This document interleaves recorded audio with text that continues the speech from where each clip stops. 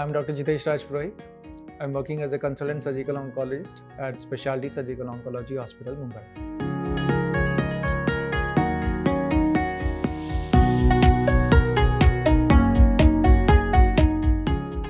हमने एक case series start की थी जिसमें हम हर एक वीडियो में लंग कैंसर के बारे में इंफॉर्मेशन प्रोवाइड कर रहे हैं। तो अभी तक हमने देखा है कि लंग कैंसर के कॉजेज़ क्या क्या हैं, लंग कैंसर होता क्या है, इसके सिम्टम्स क्या हैं, इसको डायग्नोस कैसे करते हैं और इसको स्टेज कैसे करते हैं। तो आज की वीडियो में हम ये देखेंगे कि इसको हम ट्रीटमेंट कैसे कर सकते हैं। तो ट्रीटमेंट पार्ट को हम 3 पार्ट में डिवाइड करेंगे। इसमें फर्स्ट पार्ट में हम ट्रीटमेंट समझेंगे कि स्टेज 0 की, स्टेज 1 एंड स्टेज 2।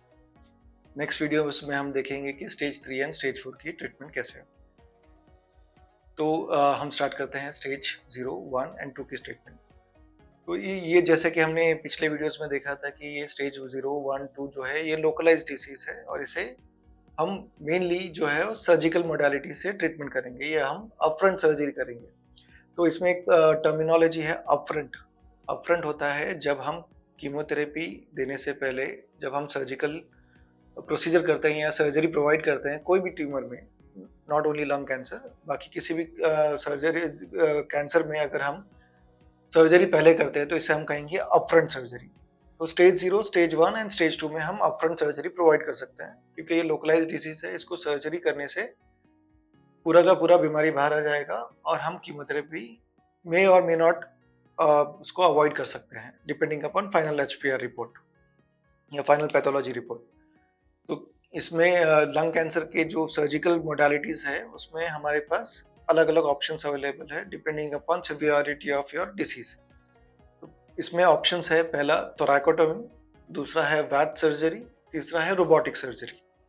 तो ये क्या क्या होता है? थोरैकोटोमी यानी ओपन सर्जरी, पूरा पीछे से लेके आगे तक जो रिब स्पेस है आपका, नॉर्मली यूजुअली हम फिफ्थ रिब या फिफ्थ इंटरकॉस्टल स्पेस जो है उसको यूज़ करते हैं। स्पाइन से लेके आगे एंटीरियर चेस्ट वॉल तक वो पूरा कट होगा। हम पूरे रिब्स को स्प्रेड करेंगे और जहाँ पर बीमारी है उसको निकालेंगे और इसके साथ साथ जो लोकलाइज्ड लिम्फ नोड है या उस एरिया में जो लिम्फ नोड्स हैं उसका हम सैंपल लेंगे या उसको क्लियरेंस करेंगे depending upon stage 0, stage 1 and stage 2। Stage 0 में जैसे मैंने बताया लोकलाइज्ड डिसीज है, उसको सिर्फ उतना ही कट करना है, तो मेनली उसमें लिम्फ नोड क्लियरेंस की ज़रूरत नहीं है। स्टेज 1 एंड स्टेज 2 में लिम्फ नोड क्लियरेंस की ज़रूरत है। स्टेज 1 में हम सैम्पलिंग करेंगे, स्टेज 2 में मेनली पूरा लिम्फ नोड क्लियरेंस करेंगे और N2 नोड्स का सैंपल लेंगे। तो ये बेसिकली ये ओपन सर्जरी है। बाकी सभी सर्जरीज की जैसे एब्डोमिनल सर्जरी, पूरा एब्डोमिन जब हम ओपन करते हैं, वैसे ही लंग में हम जब पूरा लंग ओपन करते हैं तो उसको ओपन थोरैकोटोमी बोलते हैं। इसमें पूरा इंसिशन होगा। उसमें कभी कभी हो सकता है कि हमको एक रिब्स जो है उसको कट करके निकालना भी पड़े ताकि हमको इसका एक्सेस मिले। तो ये बहुत ही कॉमन प्रोसीजर है कि जब हम सर्जरीज में रिब कट करते हैं, 1 या 2 डिपेंडिंग अपॉन द एक्सेस या साइज ऑफ द ट्यूमर। तो ये हो गया ओपन थोरैकोटोमी के बारे में। दूसरा होता है वैट सर्जरी। तो वैट्स होता है वीडियो असिस्टेड थोरैकोस्कोपिक सर्जरी। तो इसमें अलग अलग टाइप्स होते हैं। एक होता है पूरा ही वैट्स है, पूरा वीडियो एंडोस्कोपिकली कर रहे हैं जिसमें हम सिर्फ 4 पोर्ट्स यूज कर रहे हैं depending upon personal skill, 5 mm या 10 mm depending upon the size of the tumour. 10 mm का जो पोर्ट होता है, जैसे कि हम लैप्रोस्कोपी में यूज करते हैं, वो कैमरा पोर्ट होता है, वो सबसे बड़ा पोर्ट होता है। वो हम रिब्स के जो इंटरकॉस्टल स्पेस है उस रिब्स स्पेस में 4 ओपनिंग करते हैं। इसमें हम एक कैनुला डालते हैं जो कि एक हॉलो ट्यूब रहता है जो कि हमारे लंग्स के थोरैक्स के अंदर जाएगा और उसके थ्रू हम इंस्ट्रूमेंट्स डालेंगे। तो एक होता है पोर्ट जो हम यूज करते हैं कैमरा के लिए ताकि हमको उसके अंदर का जो विजन आ जाए। दूसरे जो 2 पोर्ट्स होते हैं वो हम यूज करते हैं इंस्ट्रूमेंटेशन के लिए, जिससे हम सर्जरी करेंगे। एक हाथ में हमारा इंस्ट्रूमेंट होता है, दूसरे हाथ में एनर्जी सोर्स होता है और इससे हम पूरा डिसेक्शन करके लंग को पूरा फ्री करते हैं। और एक पोर्ट और एक्स्ट्रा यूज करते हैं जिससे हम स्टेपलर यूज करते हैं। नॉर्मली हम सभी जो वेसल्स आती है लंग्स में, जो वो डायरेक्टली हार्ट से अराइज होती है, तो उसको हम सूचर नहीं करते या स्टिच नहीं करते हैं, उन सबको हम स्टेपलर यूज करते हैं। स्टेपलर सबसे सेफ भी रहता है और सबसे कम ट्रॉमा होता है वेसल्स को।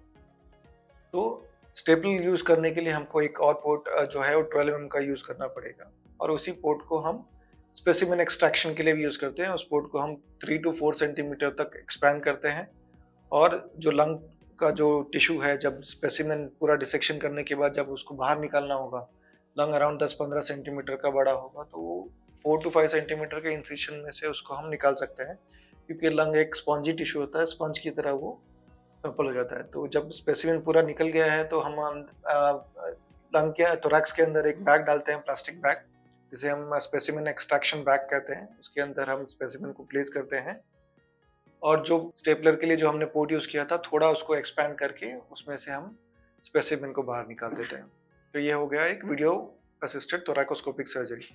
इसमें इसका एक मॉडिफिकेशन है, जिसमें हम, क्योंकि हम ऑलरेडी स्पेसिमेन एक्सट्रैक्शन के लिए जो पोर्ट है उसका साइज़ बढ़ाने ही वाले हैं, तो उसको हम थोड़ा और बढ़ाते हैं 7 टू 8 सेंटीमीटर्स तक। हम उस पोर्ट को जो स्पेस है उसको ओपन करते हैं और उसी के थ्रू हम इंस्ट्रूमेंटेशन करते हैं। इसके अलावा सिर्फ एक और पोर्ट यूज़ होता है 10 mm का, जिसमें हम कैमरा डालते हैं, और जो भी प्रोसीजर या जो भी इंस्ट्रूमेंटेशन और स्टेपलर यूज़ करना है वो हम मेन जो जिसे हम कहते हैं यूटिलिटी इंसिशन, उसमें से यूज़ करते हैं। इसमें ना रिप स्प्रेडिंग होता है, ना ज़्यादा बड़ा इंसिशन होता है। सिर्फ कैमरा के लिए एक हमने एक्स्ट्रा पोर्ट यूज़ किया है, और बाकी जो पूरा सर्जरी है वो 7 टू 8 सेंटीमीटर्स में से हो गया है, और उसी में से हम स्पेसिमेन भी एक्सट्रैक्ट कर लेंगे। तो सिमिलरली वैट्स में 2 प्रकार हो गए, एक कम्प्लीटली एंडोस्कोपिक प्रोसीजर हो गया, एक हो गया थोड़ा इन्वेजिव प्रोसीजर हो गया, जिसमें हम थोड़ा इंसिशन लेंगे, क्योंकि ऑलरेडी हम इंसिशन लेने वाले हैं, तो हम उसको beginning of the surgery use कर लेते हैं, ताकि हमारा जो स्टेप्स है वो फास्टर हो, सर्जरी जल्दी खत्म हो सके और स्पेसिमेन भी आराम से बाहर आ सके। तीसरा हो गया जो सबसे लेटेस्ट ट्रेंड है, रोबोटिक सर्जरी। रोबोटिक सर्जरी में सिमिलरली जैसा एंडोस्कोपिक प्रोसीजर है, वैसा ही ये रोबोटिक सर्जरी है। इसमें भी हम 4 पोर्ट यूज़ करेंगे या 3 port, depending upon personal skill. इसमें 1 पोर्ट होगा कैमरा के लिए, 2 होगा इंस्ट्रूमेंटेशन के लिए, तीसरा होगा स्टेपलर्स के लिए। तो रोबोट्स का एडवांटेज क्या है? तो बेसिकली रोबोट का मेन एडवांटेज होता है लंग कैंसर सर्जरीज में और पेल्विक सर्जरीज में। लंग कैंसर सर्जरीज में क्या होता है, जब हम रोबोट को अंदर डॉक करते हैं, लंग के थोरैक्स के अंदर जाता है, तो लंग में बहुत ही क्रिटिकल स्ट्रक्चर्स होते हैं, और रोबोट का जो मेन जो एडवांटेज है वो फाइन मूवमेंट, जो हमारे हाथ के मूवमेंट को रेप्लिकेट करता है। तो जो डिफिकल्ट डिसेक्शन होता है, जहाँ पर आपका आयोटा है, हार्ट है पास में, जो नर्व्स है जो आपके डायफ्राम को सप्लाई करने वाली है, आपके पूरे जीआई ट्रैक्ट को सप्लाई करने वाली है, वो सब जब पास में है, और उस टाइम पर आपका जो नॉर्मली हम वैट सर्जरी में यूज़ करते हैं उसमें स्ट्रेट इंस्ट्रूमेंट होता है, और जबकि रोबोट में वो थोड़ा हाथ की तरह मूवमेंट होता है, तो वो फाइन मूवमेंट जो है वो रोबोट के साथ मिलता है, क्लियरेंस अच्छा होता है, और आपके जो नर्व प्रिजर्वेशन है वो सब अच्छे से हो जाती है। आपके मेन वेसल्स है वो बच जाते हैं आराम से, उसको बिना किसी इशू के वो हम क्लियर कर सकते हैं उसमें। मेन उसका एडवांटेज है जो है प्रिजर्वेशन ऑफ नर्वस सिस्टम है, नर्व्स बच गए हैं, और बाकी जो एडवांटेज है वो सर्जरी के लिए है, जो लॉन्ग सर्जरीज होती है उसमें फटीग कम होता है, पेन कम होता है। इसमें भी जैसे हमने वैट्स में देखा था कि थोड़ा इंसिशन लेना पड़ता है, तो इसमें रोबोटिक में भी वो इंसिशन लेना पड़ेगा आपका स्पेसिमेन एक्सट्रैक्ट करने के लिए। तो वो कोई भी एक पोर्ट को यूज़ कर सकते हैं या सीटी स्टर्नम को यूज़ कर सकते हैं। तो आज के वीडियो में हमने देखा कि स्टेज 0, 1 और 2 का ट्रीटमेंट कैसे करते हैं, जो कि मेनली सर्जिकल ट्रीटमेंट है। सब्सिक्वेंट वीडियो में हम देखेंगे स्टेज 3 और स्टेज 4 का ट्रीटमेंट कैसे होता है। आज के वीडियो में अगर आपको कोई डाउट है तो आप हमें कमेंट कर सकते हैं या आप हमें कॉन्टैक्ट कर सकते हैं। Thank you.